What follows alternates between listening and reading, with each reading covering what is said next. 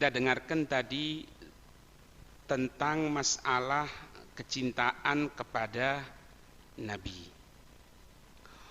Orang itu hadirin, kalau hanya dia mengatakan, oh aku cinta Nabi, semuanya mampu.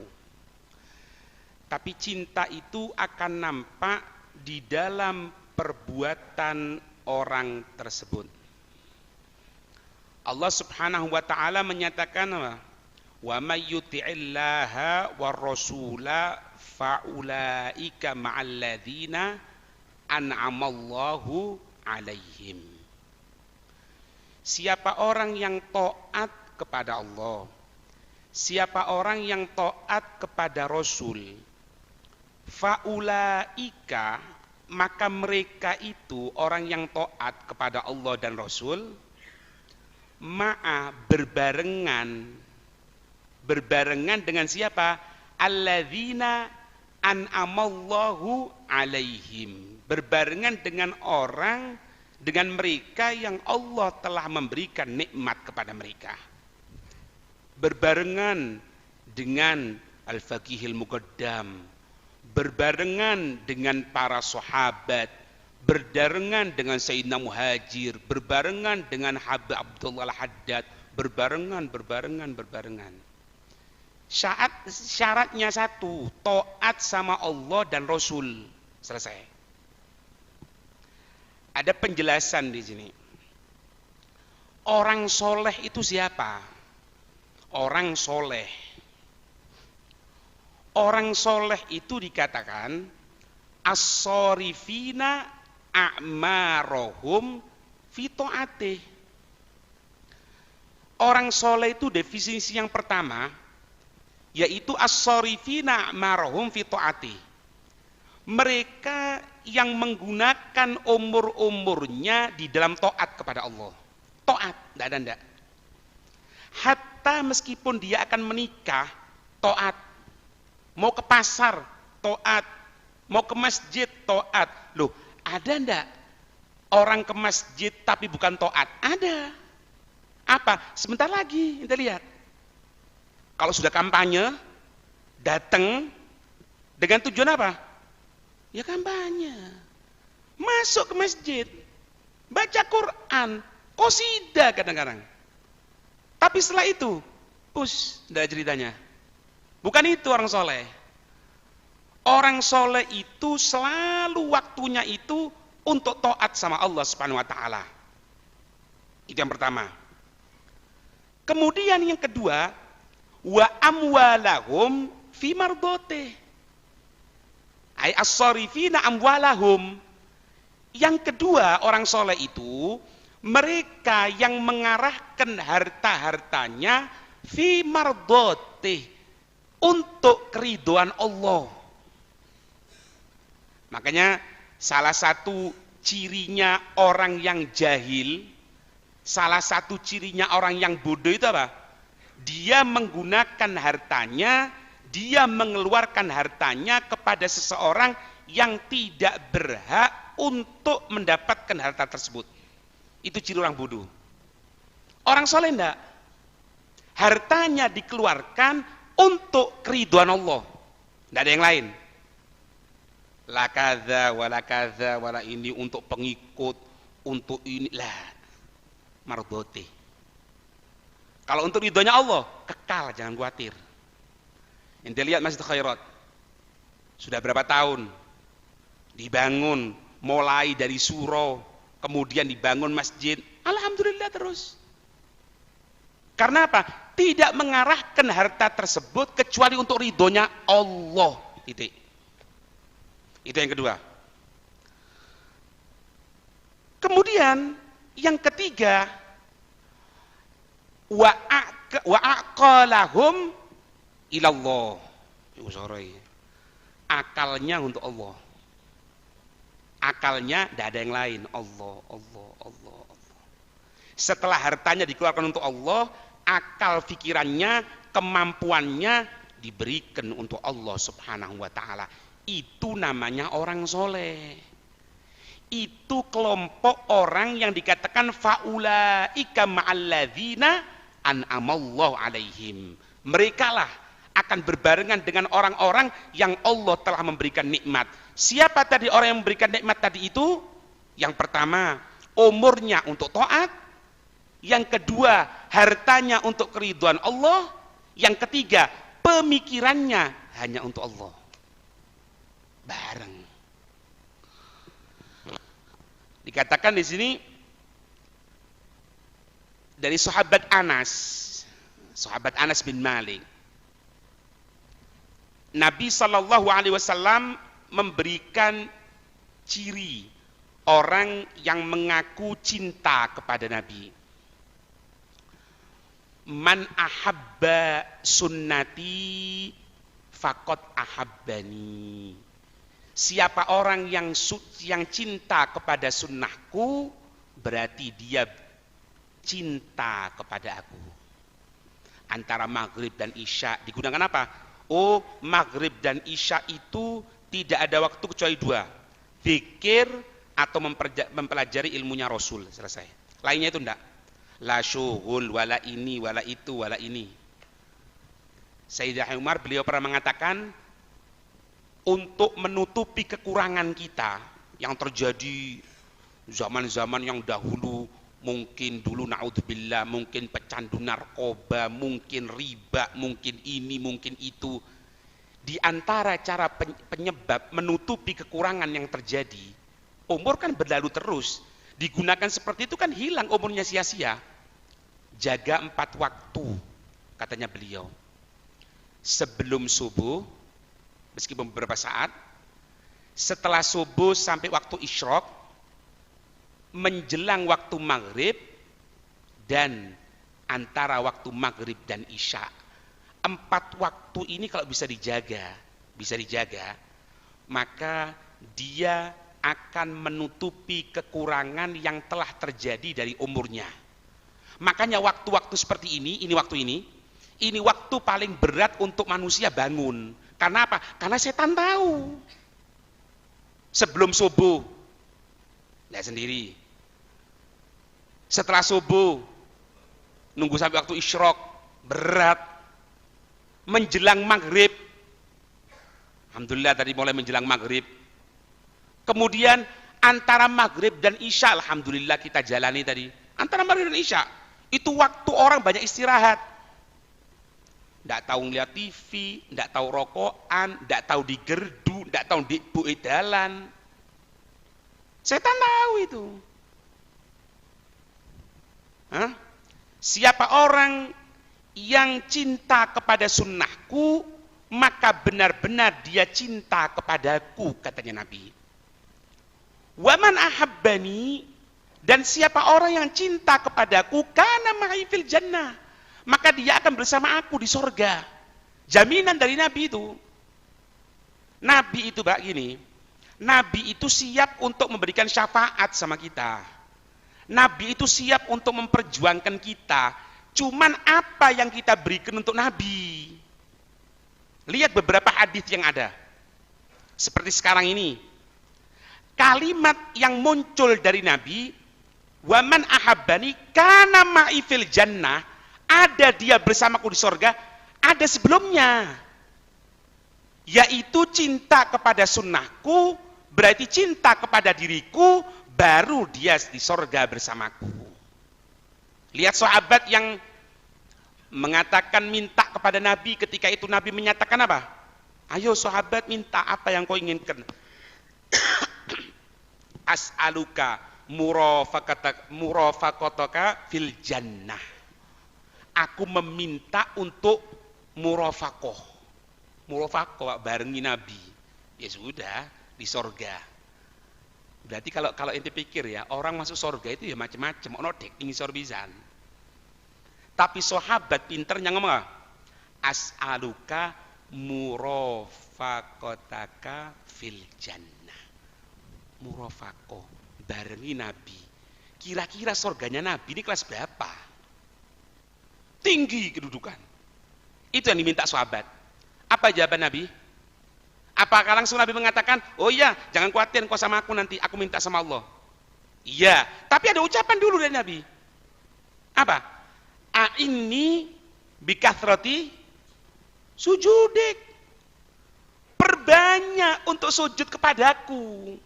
Baru kau mendapatkan itu. Lah kalau tidak ada, Pak.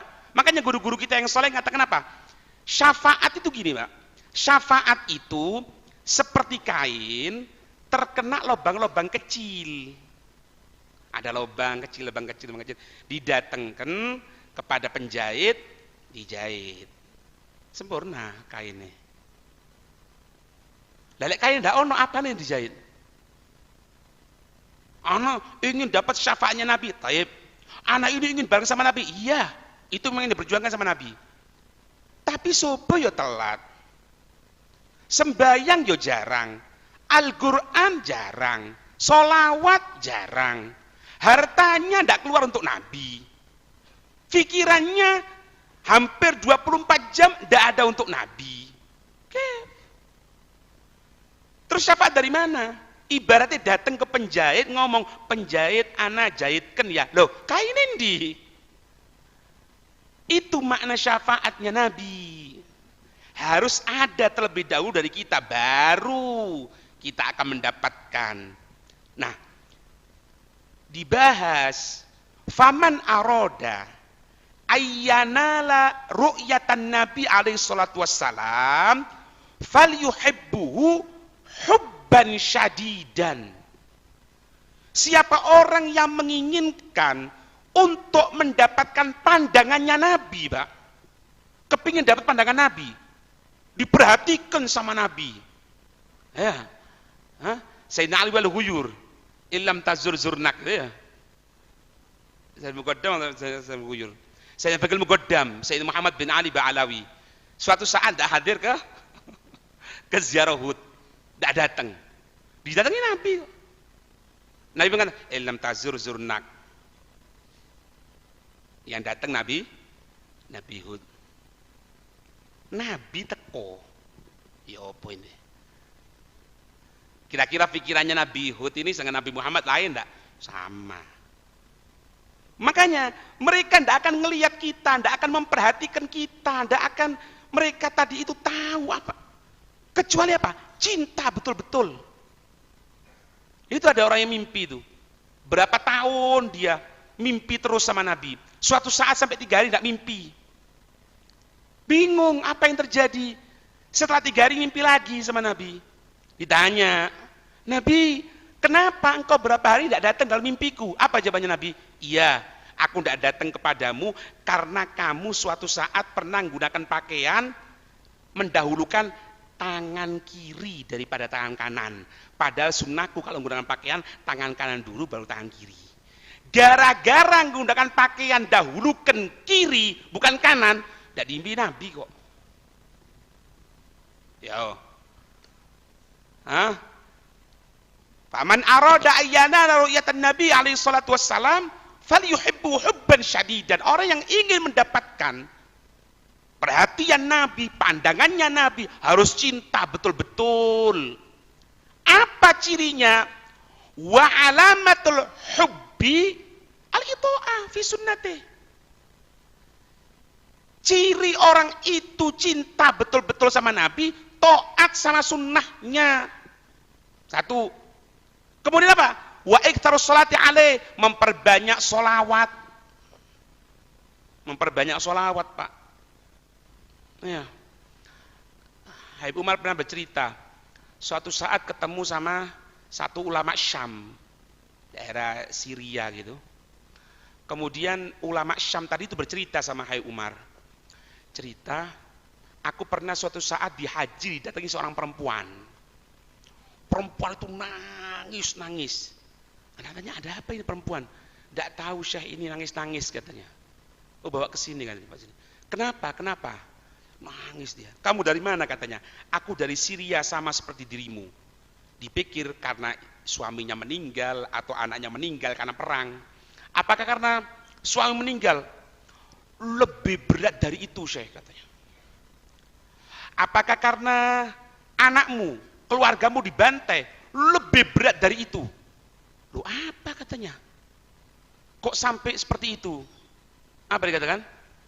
Aku beberapa hari ini tidak bertemu dengan Nabi, bukan mimpi loh Pak. Tidak bertemu dengan Nabi. Kaget. Hah?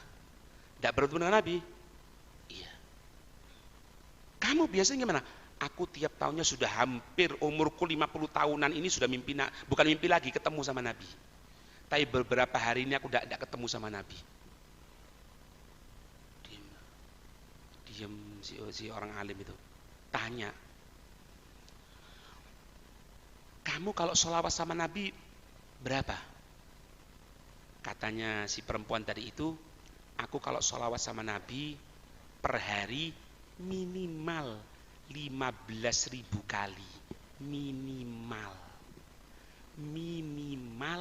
15.000 kali. Ya Allah.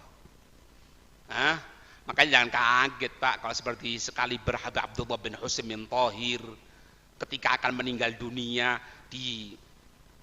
ditalkin ya jawaban banter. Aku loro, kayak dikir jawaban banter, aku loro. Kayak nalkin enggak perlu. Ini bukan sombong kira. Ya, apa dengan kesibukannya seperti itu, sholawat 25.000 kali. Mengucapkan kalimat la ilaha illallah. Dan la ilaha illallah itu merupakan apa? Wiridnya Sayyidina Faqih Muqaddam. Kalimat la ilaha illallah. Orang yang cinta sama Nabi memperbanyak sholawat. Padahal sholawat itu gampang loh Pak. Inti misalnya, Anabib kalau membaca dalail itu, ya apa yo? Kadang-kadang capek, kadang-kadang ini, yes magomu memang wis. Habib Ali itu Pak, sampai memberikan gambaran sama kita ya apa?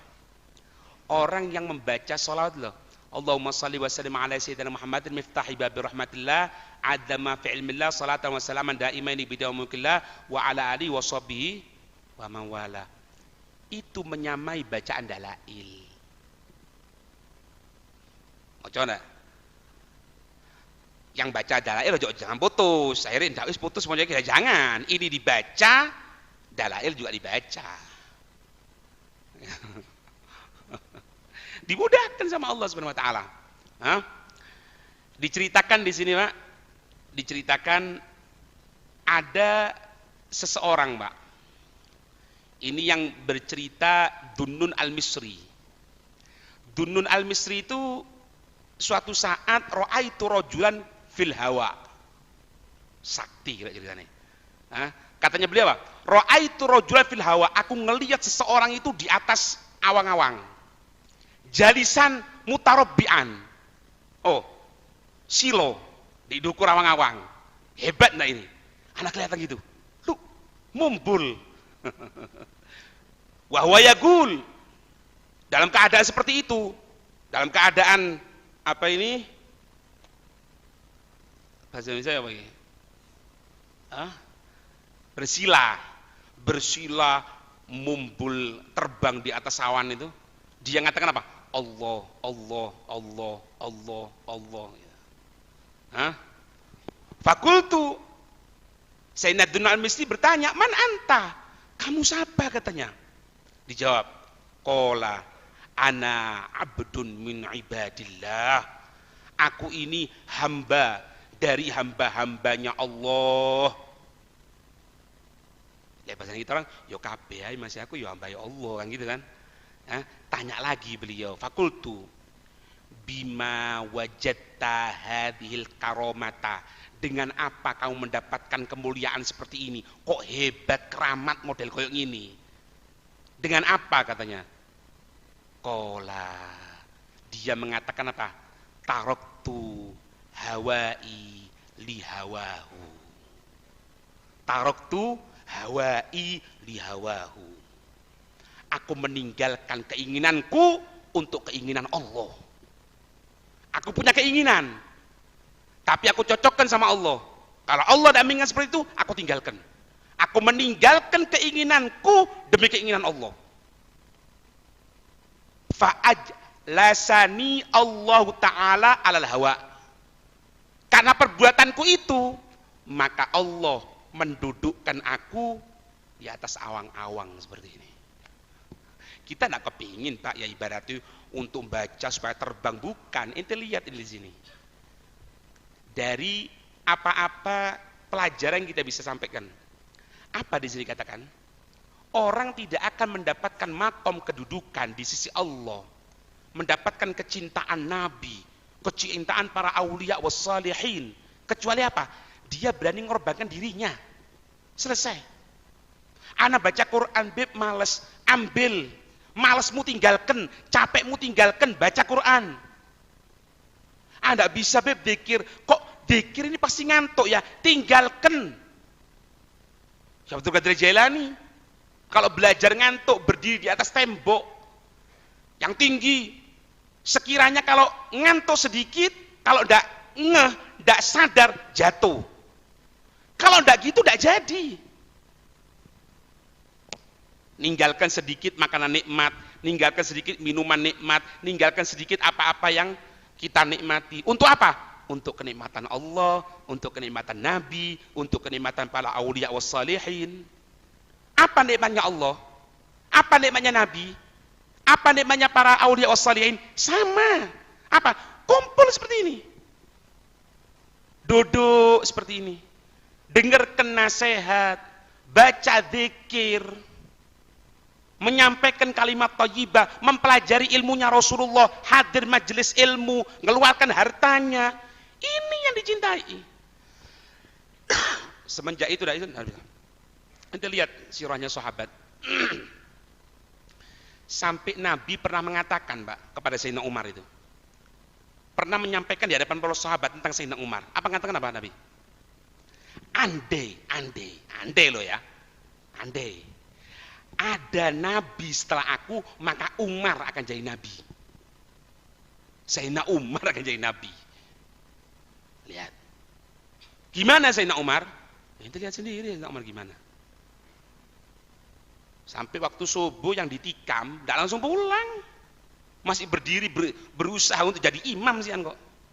Tidak kuat, dibawa baru. Dalam keadaan luka loh.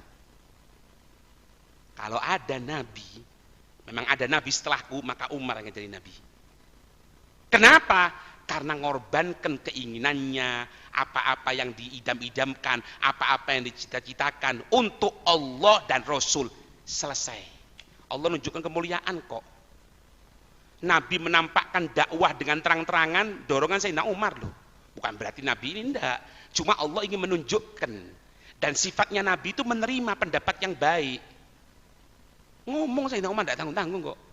Ya Rasul, apakah Allah ini memang benar? Kaget Pak Sayyidina Abu Bakar. Ya Umar, apa yang dia ngomong seperti itu? Karena Rasulullah biar. Iya benar, Allah itu benar. Terus, apakah agama kita Islam ini memang benar kan? Sayyidina Abu Bakar ngamuk nih. Ini apa-apaan Umar ini? Biarkan. Benar wahai Umar, benar. Ya Rasul, kalau memang Allah benar, Islam benar, kenapa kita tidak terang-terangan? Ayo sudah. Antum yang nyampaikan ini, aku yang bekengi. Iki loh, Sayyidina Umar iki loh. Kadang-kadang zaman sekarang ini jarang golek Sayyidina Umar iki. Iya. Lek kumpulan oleh mangan teko. Tapi oleh perang Melayu kabeh. Nah ini. Sekarang udah perang, Beb. Ya itu lihat sendirilah apa biasanya yang bukan perang. Ini Sayyidina Umar. Nabi senyum, dengan senyumnya Nabi menyatakan, ya Umar, belum ada perintah dari Allah. Setelah itu turun perintah dari Allah untuk terang-terangan menyampaikan dakwah. Gara-gara siapa? Dengan Sayyidina Umar. Ya. Dari mana? Padahal dulu musuhin Nabi loh. Mau bunuh Nabi loh.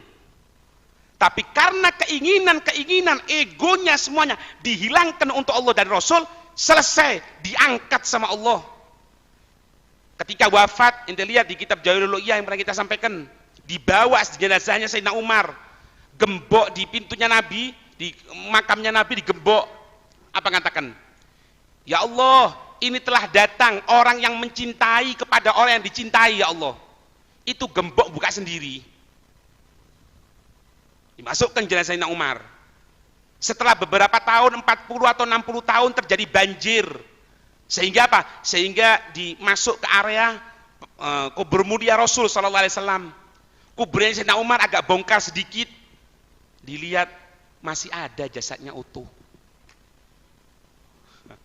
Karena apa? Ninggalkan ego untuk Allah dan Rasul.